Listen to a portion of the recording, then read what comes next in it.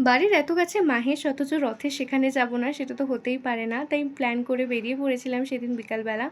গিয়েছিলাম হচ্ছে উল্টো রথের মাঝে। তবে ভিডিওটা দিতে অনেকটা লেট হয়ে গিয়েছে। যাই হোক চলে এসেছিলাম প্রভুর মাসির বাড়িতে। আর সেদিন সেখানে প্রচণ্ড ভিড় ছিল। তবে তার মধ্যে থেকেও খুব সুন্দরভাবে দর্শন করেছি। মনটা ভীষণ ভালো হয়ে গিয়েছিল। আর এই হলো শ্রীরামপুরের ৬৩০ বছরের প্রাচীনতম রথযাত্রা। রথ দর্শন করে চলে এসেছিলাম মেলায়। মেলায় তো বেশ ভালো ভিড়ও ছিল দেখলাম বেশ তাড়াতাড়ি গিয়েও। মেলায় ১ম এ ঢুকে কাঁচের চুড়ি নজরে পড়েছিল। তারপরেই মেলাটা একটু টুকটাক ঘুরে দেখছিলাম। এখন মেলায় সেরকম নতুনত্ব বলে কিছুই দেখতে পাই না। ওই একই জিনিস ঘুরিয়ে ফিরিয়ে রাখা এই আরকি। তারপর এখানে একটা দোকানে দূরবীন দেখে আমার বাবা ঠিক কী দেখছিল আমি জানি না। আর এবারে মেলায় গিয়ে অনেকগুলো জাঙ্ক জুয়েলারির দোকান দেখলাম যেখানে কালেকশন কিন্তু ভীষণ ভালো ছিল।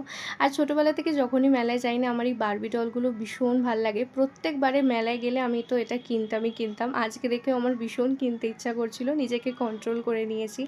যাই হোক তারপরে টুকটাক একটু মেলাটা ঘুরলাম। বুদ্ধার এই শোপিসটা আমার ভীষণ ভালো লেগেছিল। মেলায় গেছি একটু খাওয়া-দাওয়া না করলে তো চলেই না। তবে ভেজ ছিল বলে একটু ফার্স্টে মজিতো আর এই স্যান্ডউইচ খেয়েছিলাম। ফেরার সময় ভুট্টা নিয়ে উঠে পড়েছিলাম ট্রেনে। ব্যাস এইটুকুই। আজ আসি, টাটা।